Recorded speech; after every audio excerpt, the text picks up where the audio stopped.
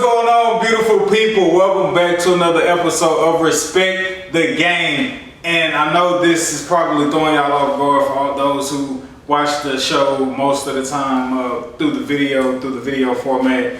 We in the building. We are in the building. Me, myself, my brother Sean Izzo, my brother Black Peace. And yes, unfortunately, we are not at full strength because our brother I Am Dataious is not in the building. None of us give him traveling grace as he's on the highways and byways, steadily working through the holidays. Love you, our brother. We'll probably put a pre-clip up before the show, after the show we called you, but you did pick up. But hopefully you join us while we're shooting this podcast live in the flesh. This isn't the first time we've been together. Well, we've never been together, all four of us, but we have been together individually shooting episodes. They got lost in the crossfires of transporting and hard drives failing or whatever. But nonetheless, beyond us finally being together in the flesh, this episode is also special because we have been long overdue to do an episode together to commemorate and celebrate our 100th episode. And man, it has sincerely been a very, very, very long time coming. I don't think we all been together in the same building since the wedding. So definitely special to be back together in the same building. And yeah, man, thank y'all for still sticking with us for so long through the past 100 plus episodes and counting. We're gonna continue to get better. We're gonna continue to keep pushing. Life, definitely speaking for myself, life can just be life and getting in the way. And so, you know, we run into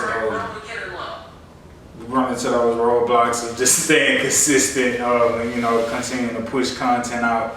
But nah, man, we're gonna stay trucking along. We're gonna continue to keep building.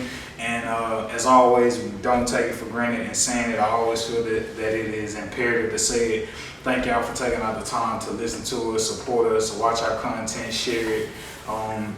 We're gonna keep going, man. We're gonna keep going. My name is Edward, named after a trilogy, that being my pop. Shout out to my mother and my grandmother for helping raise me too. Please make sure you go follow at EMAX Stats for all your up-to-date high school, pro, and collegiate sports coverage. We'll keep you up to date on all that is going on in the beautiful sports world day to day. And as always, man, what is a podcast without your brother? Big brother Iron Man, Sean Izzo. Man, in the flesh for real this time, you know. Sean Hoy Surgical Picks coming to a digital wallet near you where you can get surgical, get your surgical needs. Surgeons are on demand and on standby, ready to provide, you know, collect, and you dig what I'm saying? Respect the game. And it is the host with the most that blows the most. Smoke, Black Beast, the rap plug, the hip hop plug. Y'all be sure to check out Talkin Smoke. Just dropped a recent episode. Shout out to my guy, Trap Lil Ross. We talk about some what is that, podcasting, you know, playing views on there. So be sure to go check it out on Apple Podcasts, Spotify, anywhere you get your dope podcast from. Let's go. Yeah, man, and again, shout out to our brother I Am Dataious. Go follow him at I Am Dataious. Hopefully he logs on, but if not, love you, my brother. We're gonna hold it down for you until we can all be in the same building together shooting another episode. Man, today's Tuesday, week of Thanksgiving. Last night, Monday Night Football, the Chiefs lose to the Eagles. Call me crazy if you think I'm crazy. In terms of talking about fantasy, I am ready to do away with Patrick Mahomes. Not because of Patrick Mahomes, but because his wide receiving core is making it impossible for him to be great. Am I crazy for being ready to just throw away Patrick Mahomes under those conditions? Marquez Valdez-Scantling should be on Indeed. He said Indeed. How can we get a sponsor? Seriously, like, and nah, we don't want to sponsor Indeed. I got a lot of data links. I think my data linked on there. I've been getting spam calls from Nigeria, so I ain't too happy with Indeed right now. But it's just been a excellent year of quarterbacking for Patrick Mahomes. But if you look at his team and roster, man, his receivers lead the league in drop passes, and Marquez Valdez-Scantling specifically, and throws that are 20 plus yards down the field. He had 6 drops, and I believe that is tops in the league. So Yeah, man, they suck. To be quite frank with you, it don't look good. That was a game that the Chiefs had readily won. Their defense played outstanding the whole game. If you watch that game, they pretty much had they had AJ Brown bottled up, man. 1 catch for 8 yards. That's tough. This is the best defense Patrick Mahomes has had in his career, and it's a shame that he has to accompany that with the worst receiving core that he's had by far in his career. I think this will be the first year that, Patrick Mahomes will get to sleep in his bed, before those playoff games. They might have to go on the road. Not to say they can't take that show on the road, but it'll definitely be difficult with, the receivers doing or not doing what they're supposed to do right now. But, hey, we let the trade deadline go past. We didn't try to go get DeAndre Hopkins at the beginning of the year. We didn't, and I say we because I'm a Patrick Mahomes fan. Right. So, but hey, they get in the playoffs. We won't bet against them. I'm ready to do that though. just get in there. Black Peace, if you were a fantasy owner, you had Patrick Mahomes, would you do away with him? Or I wouldn't say do away. I definitely wouldn't just release him to free agent, but would you bench him? I would trade him. Exactly what I would do. I see the value. He's the perfect trade prop right now, folks. You have your fantasy football team. That's the guy to trade right now. I know it's late in the season. We're approaching the fantasy football playoffs. Shout out to the top 6 that are playing right now. But yeah, man, We got a matchup this week. You definitely got to trade Patrick Mahomes, in my opinion. I feel like there's still a little bit of. I still feel like there's a little bit of juice left in him. Pause. But I mean, it's not worth the person that drafted him, if that makes any sense. I feel like someone that's desperate out there in your league should be able to pick him up and get a little bit of value out of him or what may have you. But I think if you're hanging in there, it's best to just give him up right now while you're still afloat. Transition. Well, still standing in the AFC division. I beloved the Houston Texans. We have a monumental game coming up this week against the Jacksonville Jaguars. Right now, the Jaguars sit at 7-3. Coach, we need you on the podcast. The Texans sit at 6-4. We beat them earlier this year. Stepped on. We beat them again. We outright own the tiebreaker, and we take that 1 seed of the AFC South. Can we pull it off? I feel like obviously, we can. We should. Hold on. I don't know if that game. Do y'all know if that game is at home or on the road? I think we went in their house for the first game. So it should be at home. So we should be at the crib. Not mistaken, that was the first game that the Texans showed their. That's that first win of the year. If I'm not mistaken. Also, that's showed to the Ravens' first game of the year. No, the first win of the year. I know that's what I'm saying, because they lost to the Ravens their first game, and then I think they backdoored and lost to the Colts. Yeah, and then they won against Jacksonville. Exactly, against Jacksonville. So I look at it as a confidence going into the game. I like the fact that the way our team is built. They're not, driven off the past. They're very looking forward, from what I noticed. They've gone 3 straight weeks and been successful, flaws and all. So I look at it as, they've done it before, they can do it again around a crowd that's, pushing for them, never really left their sides, went through some struggles with them. The receiver. We definitely left their side, I ain't gonna lie to you. I held my hand. I left the Texans. I did too. I held my hand a little bit, and I kept pushing through. It wasn't an easy voyage at all. My fan mail went to spam. But I mean, at the end of the day, man, I feel like they're gonna be able to do a clean sweep on these Jaguars, man. I feel like the biggest threat, I will say, is Mr. Travis Etienne. That's the person I'm worried about. Because last game he barely went over. He barely caused a problem against us. I feel like we don't get lucky twice. Our Texans are currently on a three-game win streak, beating Tampa Bay, the Bengals, and Arizona. And we play Jacksonville at the crib. Not scared of nothing. Bruh. 470, 356, 336, 3 consecutive games throwing well over 300 yards, that being C.J. Stroud. And the Jaguars ain't been looking great.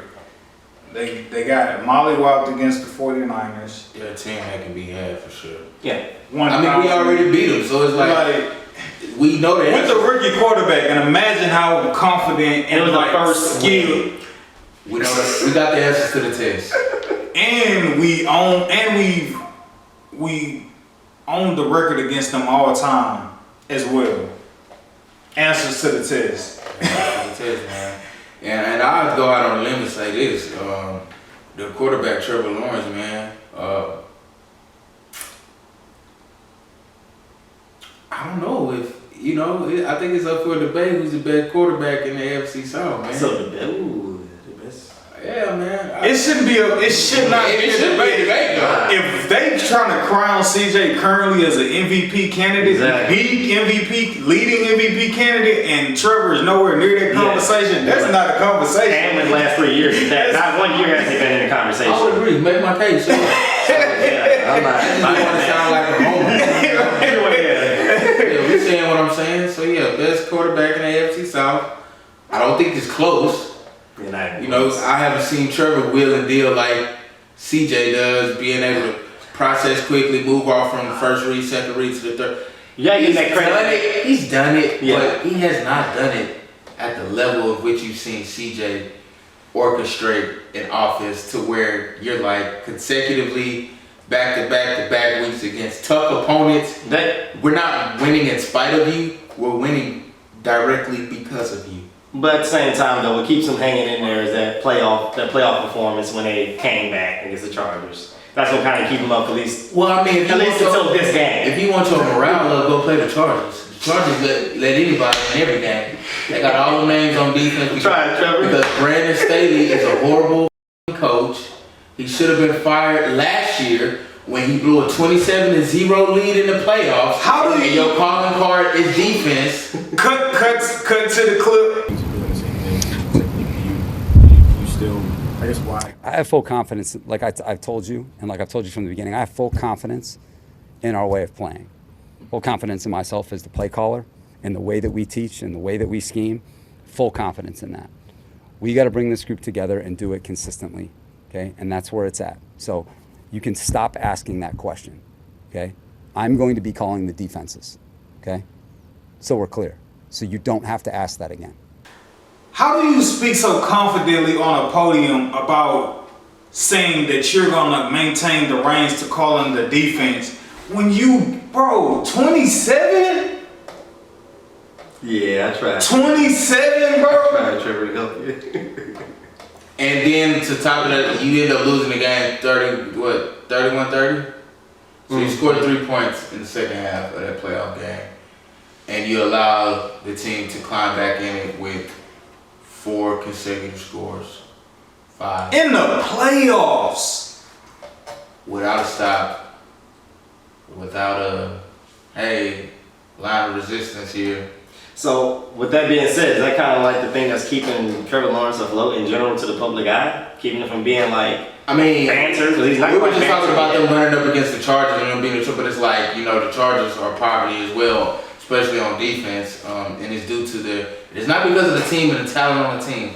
It's specifically on how they're led and how they're coached. In football and more than any other sport, coaching matters, scheme matters, morale of men matters, being able to galvanize a group of men to be able to follow and lead and believe in what you say to be able to pull in one direction matters. They don't believe in him.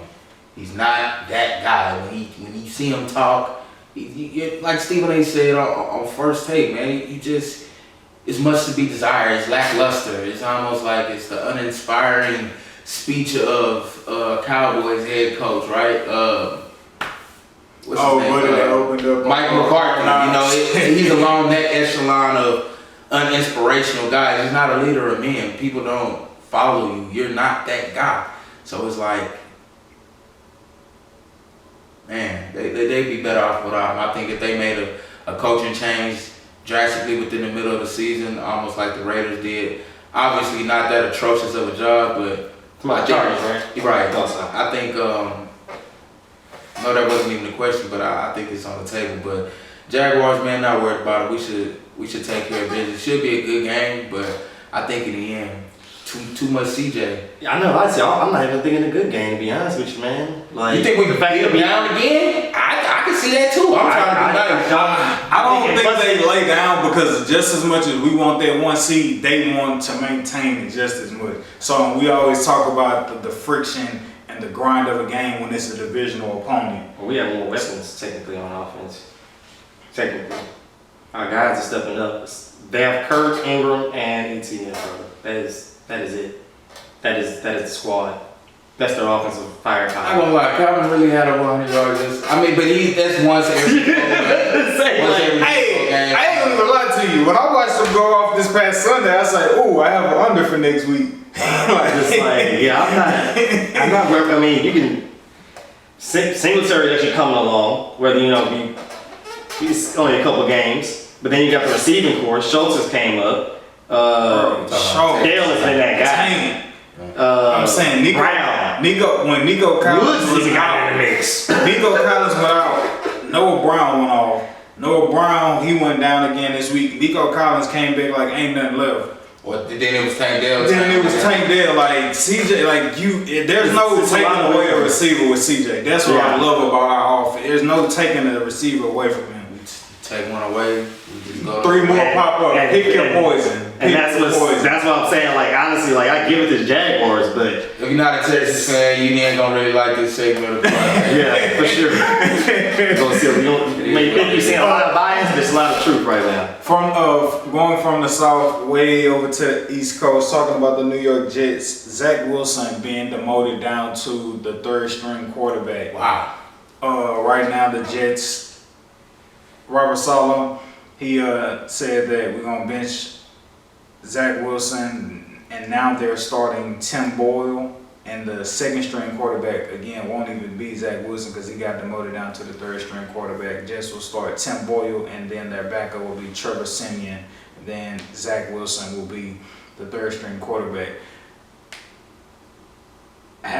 Is this the end of Zack Wilson's career? And I'm not even trying to be that dramatic, but when you just look at the tape and how he's had time after time after time after time after time, is this the end of his career, or does he just need to get a fresher start, go somewhere else? Fresh start, bro.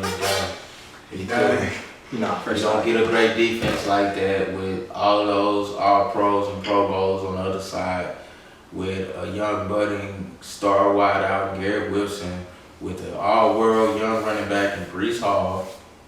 You don't get to, even with a revolving door of an O-line, we've seen others make do with probably worse situations. So as far as the O-line is concerned, and the talent is there in every other position, so there's no excuse. You're the common denominator of what they're missing. We always say, well, damn, the Jets only had a quarterback.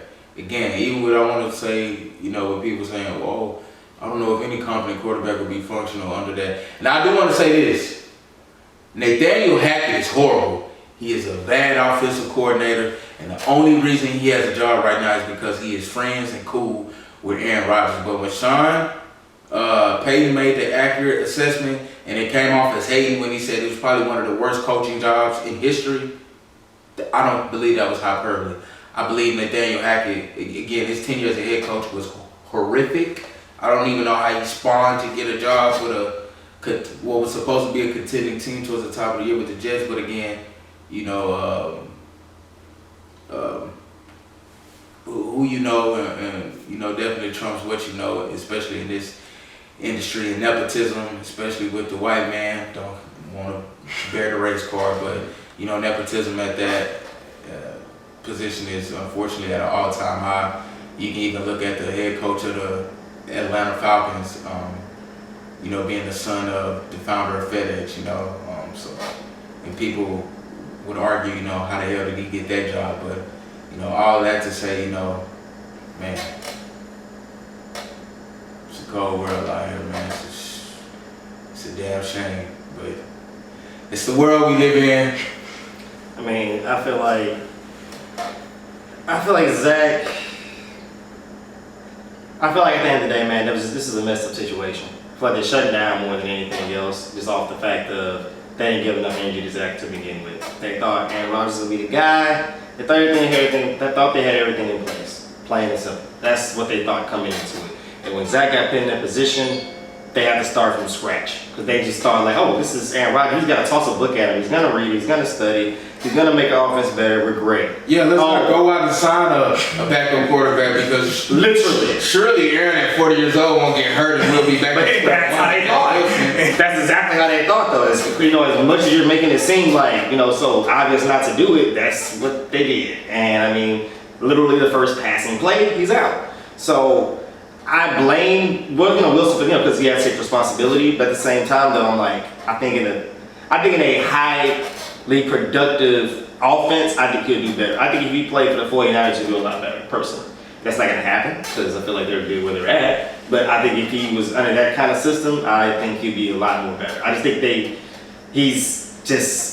don't see that head coach or that coaching staff guiding him or taking him and put him in good positions. They are kind of like putting him out there and they're throwing him out there like a 5-year-old. Predictable offense, no rhythm to it. Again, Nathaniel Hackett is a horrible offensive what are you supposed to do with that when you know your quarterback's okay or bad? Not have a job. You should make it to where you disguise that scheme and you can make it to where you're like Garoppolo, to where you suck. Because what is you have a scheme that makes you seem better. Once these backups get in here, it's not going to be a good example, but once these backups get in here and they see how inept they look as well, they're going to be like, well, maybe he wasn't so bad. Yeah. Maybe it is the system, but because why do we, again, the only reason Nathaniel Hackett is the offensive coordinator for the Jets is because of nepotism, because of the relationship he has with Aaron Rodgers, because he's Aaron Rodgers' guy. Yeah. That's it. Not because he's a good play caller or because he's a great offensive mind. So you're saying you don't believe these backups are going to make Zack Wilson look any less bad? You just feel I think it's going to expose Nathaniel Hackett all the more. And who was that said? Was it a person that said that Zack Wilson's a good quarterback? Like, I'm not saying he's an expert, but a guy that's on the field and goes against him, giving his opinion, despite what the win, lose, or draw, I got to take that a little more serious. Like, he says he's a good quarterback. He sees something that says, like, he has potential. But, come on, everybody knows it's more than just the quarterback out there on the field. It's the coordinators, it's the head coach, it's the relationship with receivers, and all that kind of stuff. So, like I said, I don't know, man. I just feel like Zach, I'm not thinking he's the best quarterback. I don't think he's a franchise quarterback. I just think that he's better than what they're displaying. Because they got like 4 wins, right? 3-4 wins? 3? Yeah, I want to say they just got like at least 3 to 4 wins. 4 and 6. At the end of the day, if it was on anybody else's record, you'd be like, oh, that's not bad. But due to the fact that it's Zack Wilson, he's getting a lot of ridicule for it. Hell, a lot of teams wouldn't even shut down after 4 and 6. Like I get he's had some bad games, but damn, 4 and 6, you're shutting down.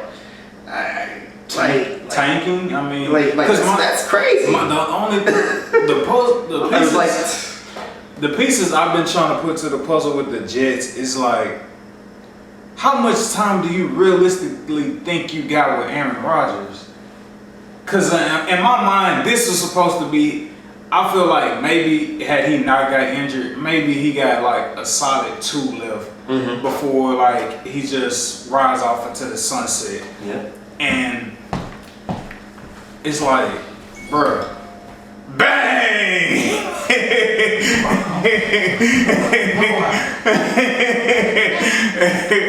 I thought that was my phone. Oh yeah.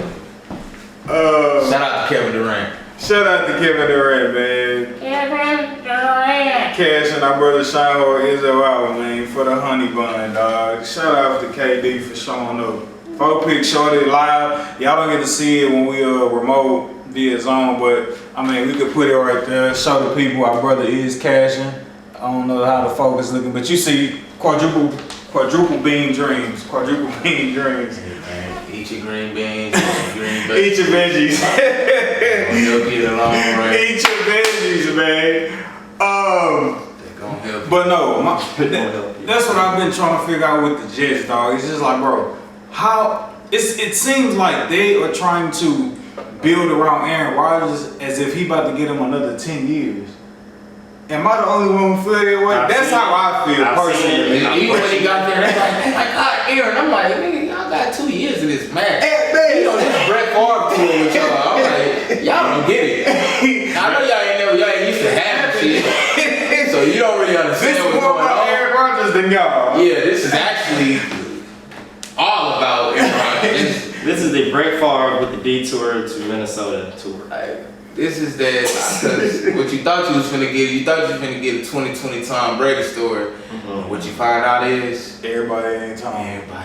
Everybody ain't Thomas Patrick Edward Brady, man. Everybody ain't Tom, bro. Everybody on bad.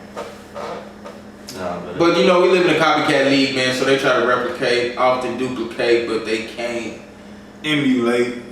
Come on, man. 4-6. That's I'm disappointed in the Jets, man. What do you mean? 4-6. Because Nathaniel Hackett is bad at football. Damn.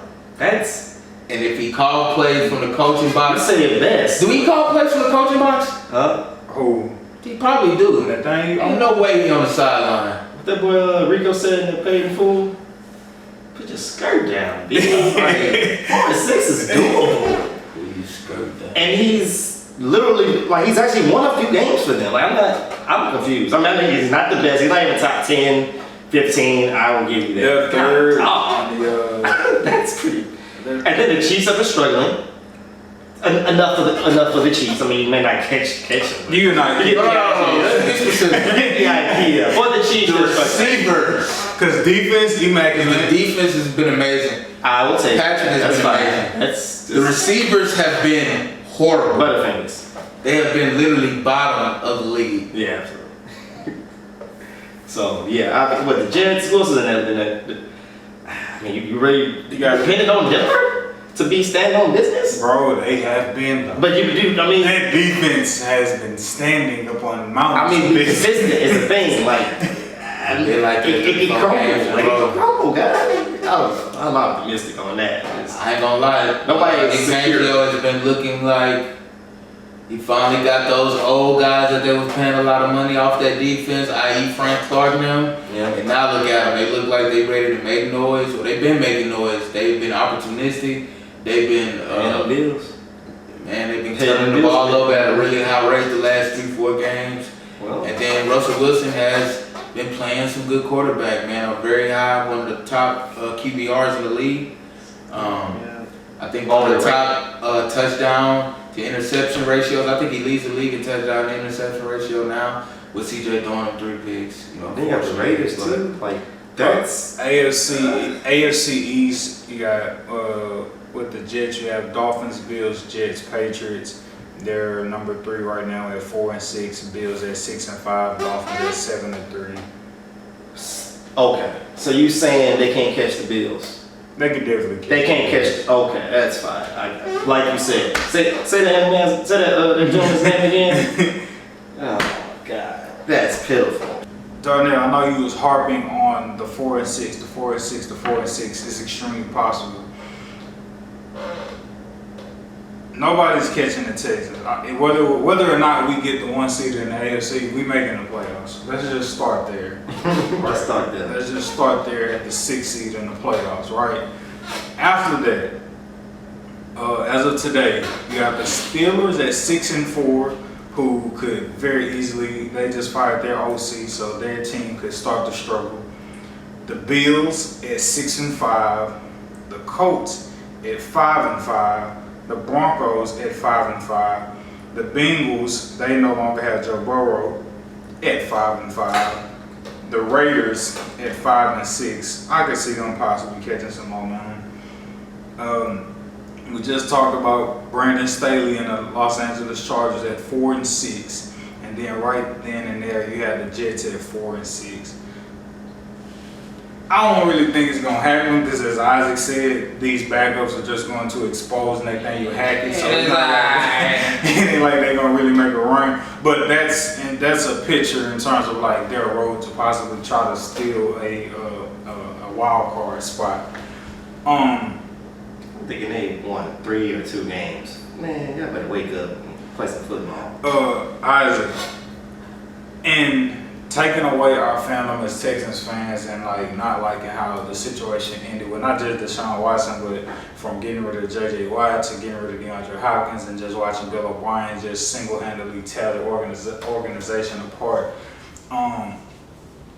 Darnell harped on this highly early, yo, this is the end. It's a wrap for Deshaun Watson. This is the wrap. And I was just like, bro, hold on. Like, let him knock the rust off. Let's see how, like what's going to come with him knocking the rust off, getting back into game shape, game speed, and so forth.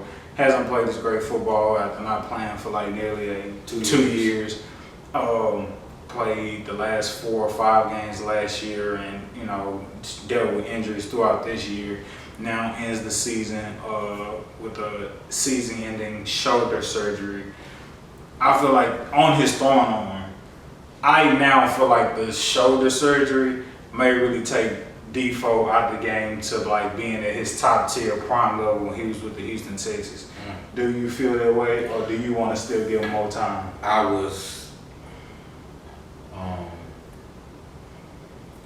was afraid when I heard the news because all I thought about was, shoulder surgery. When Cam had this shoulder issue, then I thought about Drew Brees, but Drew Brees actually made a miraculous comeback. He had a rotator's cuff tear, which is probably arguably worse in regards to the throwing motion, but I think he had a break of a bone in the shoulder, which I'm not so much more worried about because the bone will heal. You know what I mean? But if it was something actually within the rotator's cuff that inhibited motion, the throwing motion like that, I probably would be concerned.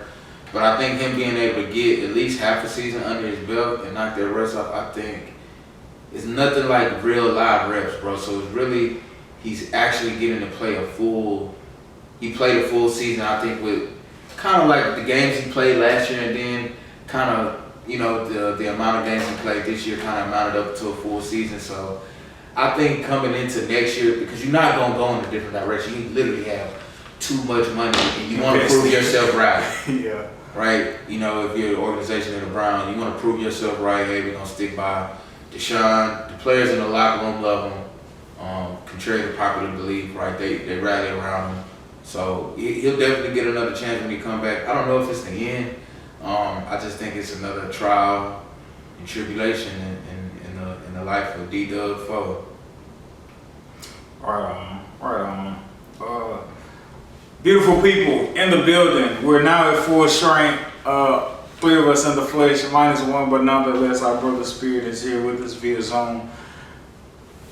I am Dataious in the building. Holla at the people. We celebrating being in person and our 100+ episode. Finally. I'm gonna hit the LeBron like he did the other night.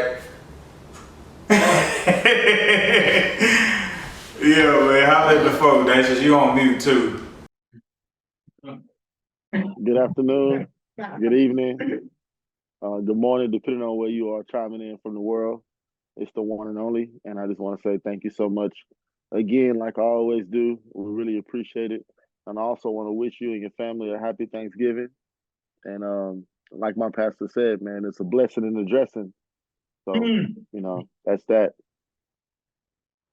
Real quick, Dataious, we want to get your takes before our production system goes out on you. Your Cowboys, they're 7-3. You know what? I don't know if you may be like the most hated Cowboys fan, because you like really don't be like fanboying out. At least I believe. I feel like you always try to keep things in its proper perspective. And with that, is there anything to hang your hat on in regards to a win over the Carolina Panthers? Shout out to y'all defense, by the way, helping me out in fantasy. No, not at all. Not one bit. Our next big game will be Philly, and luckily that'll be at home for us. And if we can beat Philly, that'll be momentum to take into Christmas Eve playing Miami. And if we can beat Philly and Miami, I feel good going to the playoffs, like really good. But that's if we can get that Philly game, which is after the Commanders next week. And then, going into Miami. Because if we beat Philly, there's no way we don't beat Miami. So, we talked, this is our first topic when we started the show. Patrick Mahomes, if you are a fantasy owner and you have Patrick Mahomes as your quarterback, do you get rid of Patrick Mahomes solely based off the fact, not of his production and his capability, but because his receiving core is making it extremely difficult for him to be the great Patrick Mahomes? Never. I don't think there's no world where I give up Patrick Mahomes. I'm sorry. It's just I don't care. And really, I feel like if you take away Travis Kelce, we really start to see Mahomes go into that Brady-esque category where you just make everybody around you good.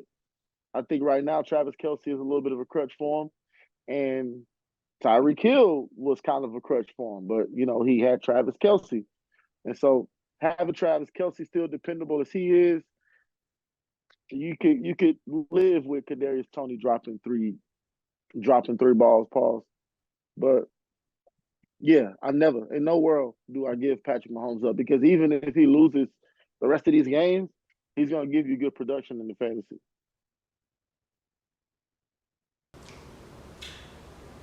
All right. Well. Yeah, man. Okay. What else was a hot topic for us before they just got on for football? Oh, Zack Wilson being demoted down to the third string quarterback.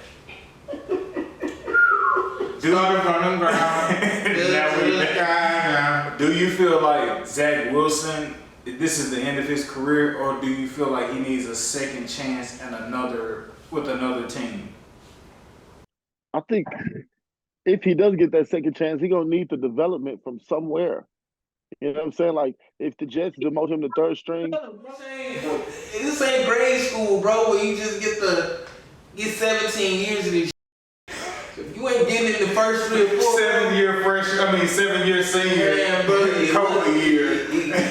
Get your Canadian ready, get your knee house ready, get ready to play some arena football league. Man, try that Canadian football, something, bro, because you ain't gonna do it much longer here. USFL, whatever, semi-pro, rec league, Intramural, YMCA, whatever, bro. Not NFL, no. Sorry, you ain't getting no second chance, bro. Ain't nobody seen 3 years of that and was like, you know what, we gonna get that a chance. If he had if he had an even better defense with even better, no. I'm sorry, Nathaniel Hackett has ruined another career. I'm sorry, but he was terrible before Nathaniel Hackett got there, so it probably ain't Nathaniel Hackett. He probably just sucked. Dataious, where do you think would be an ideal second chance landing spot for Zack Wilson? No, there's nobody who's gonna go out and put up anything for him with his resume. It's just he needs. I don't ever see a time where Zack Wilson took a development year.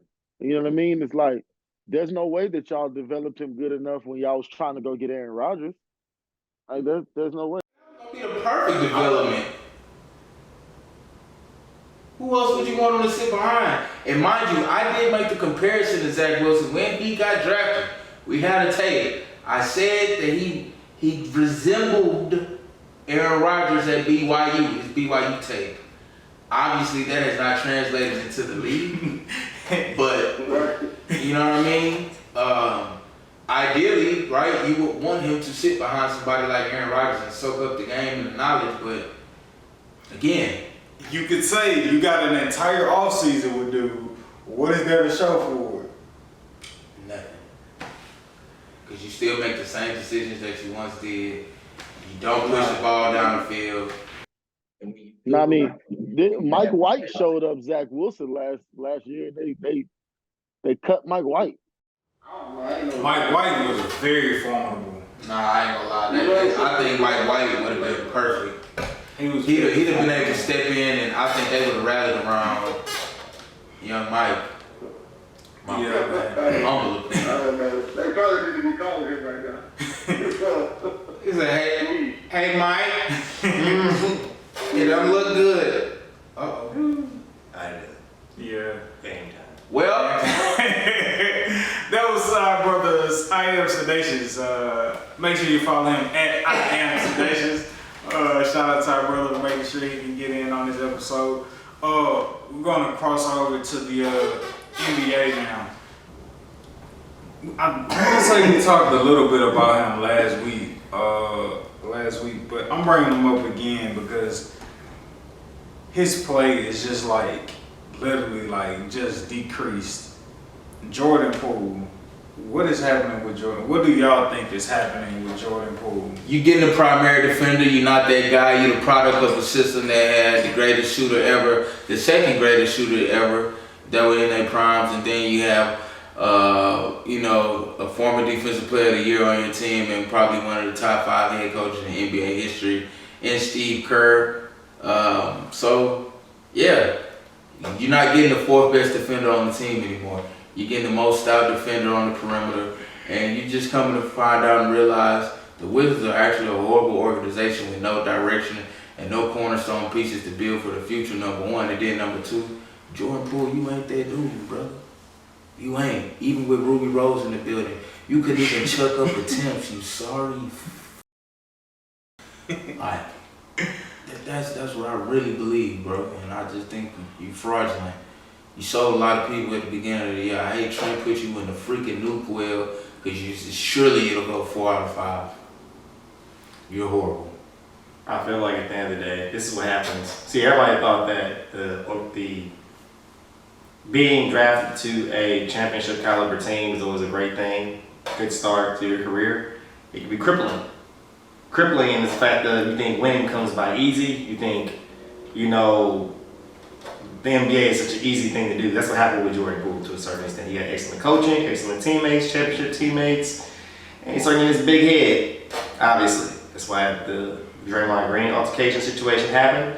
That's why you've been seeing all these plethora of Jordan Poole videos and memes just from this season, and it's only been 12 to 15 games in one season already, and he's already got more. He has more memes than games, which is pretty damn bad. Mm-hmm. So, I mean, at the end of the day, it's just, when you I think he was better off if he didn't go to the Golden State Warriors. Because I think that just pumped up his head. He got a championship within so many years that went straight to his head, and now he feels like he's the guy. He's on record in a timeout saying that this is his team, and the world knows that he's doing a piss poor job. It's actually Kyle Kuzma's team. Very much a fact. Very much a fact.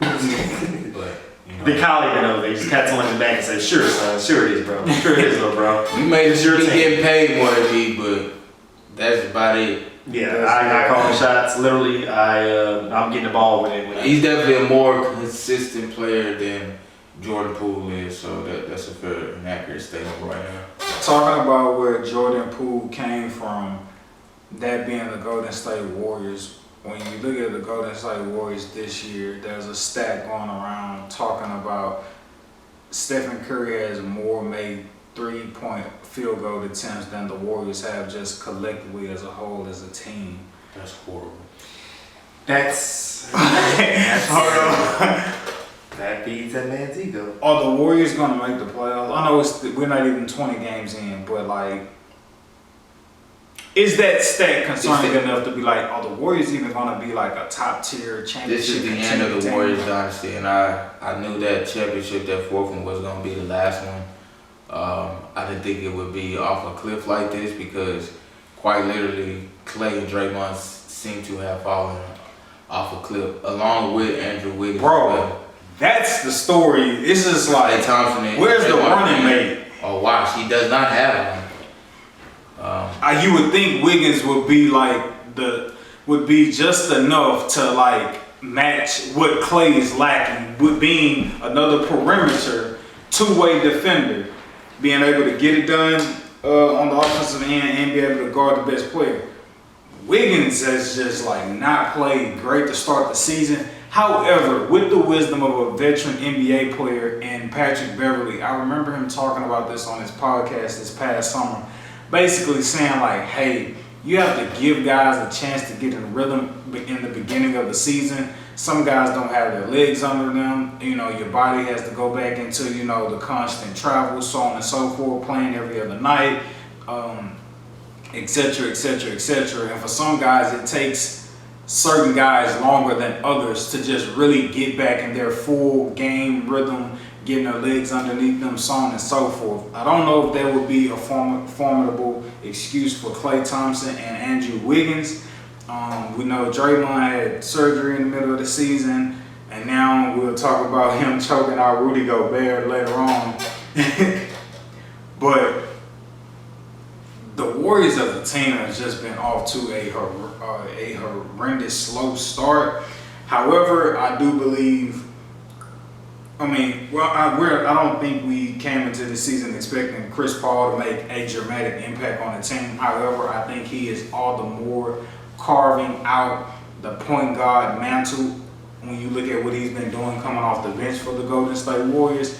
However, if Andrew Wiggins isn't playing his best basketball, I don't think the Golden State Warriors stand a chance because it's just going to be empty calories by Stephen Curry averaging 30 and them going home, maybe making a play in the tournament if they get that far.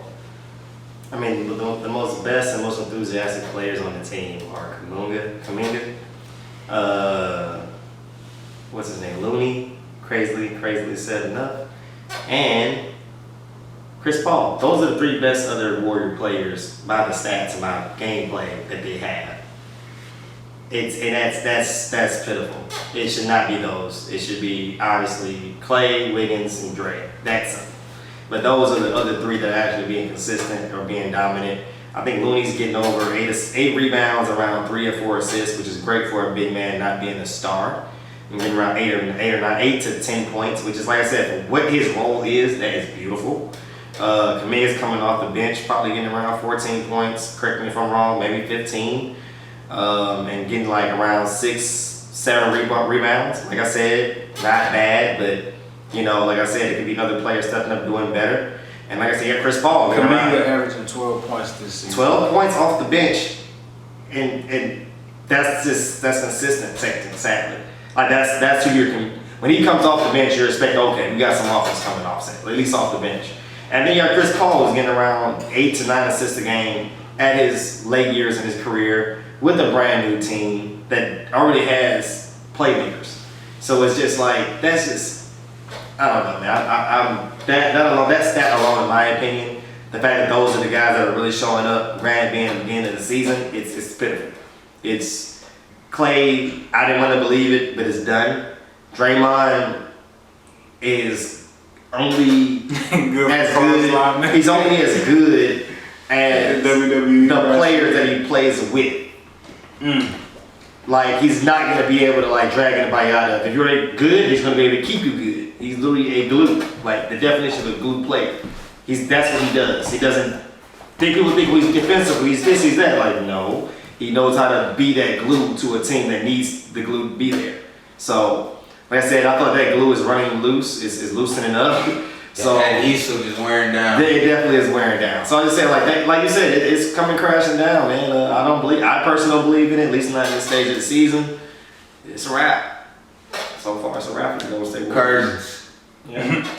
Curtains. A team who I think could be scary when we talk about, how the Golden State Warriors are struggling. A team that I think is not even playing their best basketball, but they currently are right now at the 2 seed or tied for the 2 seed is the Milwaukee Bucks. They're at 10-4. Giannis looks like he's taking a lot of things personal right now. Obviously, you lose Drew, so one of the things that I noticed is they don't have a strong perimeter defensive presence. Guards are torching them. However, right now they're at 10-4, and I like how Dame has went into a role of I could be a sniper at any given moment, but he's also been able to facilitate. And so I really I like the Bucks' trajectory, especially with Giannis turning again into Giannis at this particular point where we're 15, 16 games roughly in at this point, the week of Thanksgiving. Lakers, I personally believe what's going on with the Lakers right now is a shame because we're looking at LeBron have to average 30 to win. I think drop 30 tonight. Well on his way. If he ain't there. LeBron said earlier this week or yesterday when I saw it, it's him against Father Time. And when you look at how the team is constructed or what LeBron has had to do to keep them in games early in November, it's almost as if the team is pushing him further and further into Father Time as opposed to trying to delay his inevitable face-to-face with Father Time. Diehard Laker fan Izzo, that's my perspective. Like, it's LeBron. We're going to respect him and praise him until even long after he retires. He's going to get 40,000 points. He's going to average 30. That's great. Been there, done that. But in terms of longevity, in terms of the main goal being a championship at the end of the season, are you impressed with what the Lakers are making LeBron have to do? Am I impressed? No, because I am impressed because to still do it at almost 39. Not for LeBron's sake, though. But that's what I'm saying. Okay. Like, I'm not asking are you impressed with LeBron. I'm saying as the Lakers as a whole, are you impressed with what they've been doing? No, because Anthony Davis ain't the best player on the team yet, and LeBron has literally been trying to pass his torch to Anthony Davis for at least 3 to 4 years now, and every year, LeBron's saying like, oh, I still and I know you're thinking that, but it's like, we want Anthony Davis to be this guy. I just don't know if he's consistently able to give you what you look, because you looking for LeBron-like production out of AD is never going to happen. So we need to stop setting the standard for him at the stars and maybe set it at the clouds. At some point, get let down. Yeah, at some point you have to stop expecting AD to be somebody who he showed you he is not. If somebody shows you who they are, you're the crazy one after a while. Believe them. Well, they want That's to a great get mind. $150 worth. Apparently, that's the Lakers want. They want to get that money's worth. Man, I ain't gonna lie, that contract he signed would suggest that he needs to be the best player in the league. And that's what they expect from him, and he's not showing up. He's not giving what they paid for. That's exactly what's happening. I mean, at the end of the day, like, you pay good money for something, you're gonna try your best to get. You're not just gonna give up on it easily. And that's what the Lakers are going through right now. And personally, I think they overpaid for something. They overpaid for it. It's like with flat screen TVs. They thinking, oh man, this is about to be the best flat screen TV ever. It's at $3,000. You just wait a couple of years, bro. It's gonna be worth $300. Like, that's exactly what happened. Like, that value of AD just went down so fast. It made your head spin. But I mean, the injuries alone should have gave you a foreshadow of what was gonna happen. That's what confused me when everybody's so hyping up AD. It's like, I get he's a great talent, but God, it's like, the guy can't stay healthy to save his life. What makes you think it's gonna happen when he goes to LA when LA depends on stars? Like, there would never be a team that just like, oh, let's get a whole bunch of role players, let's just, get 20 each or 15 each, that's fine. No, we need Come on. We need somebody that's dominant. Somebody that's coming out there putting up 30 and 40 a night. Like, you want the range, he look Magic past somebody. I mean, look at the stars of past for them. Shaquille O'Neal. Like, they all put up 25 plus games almost every year. That's what they need. And AD is just they're squeezing as much as they can. It's just not there. Sorry. It's not there. Is it being prisoner of the moment to say the Houston Rockets could make the playoffs this year? Bro, Texans then the Rockets? Top 10 team in defensive efficiency, veteran leadership with Fred VanVleet, a championship caliber point guard, who has made an All-Star game. Shout out to Fred, Wichita State alum. Shout out to my boy Durrell, Wichita State legends. But I don't think it's far-fetched, man. I really don't. They have great coaching, a defensive-minded head coach, and you see them commit on that side of the ball. Jalen Green is coming into his own. And Alp, baby Joker, looking like the real deal this year, man. They let him spread his wings. Jabari Smith looked like he took a step in the right direction. Looked like he's developing just nicely, man. I like our young core.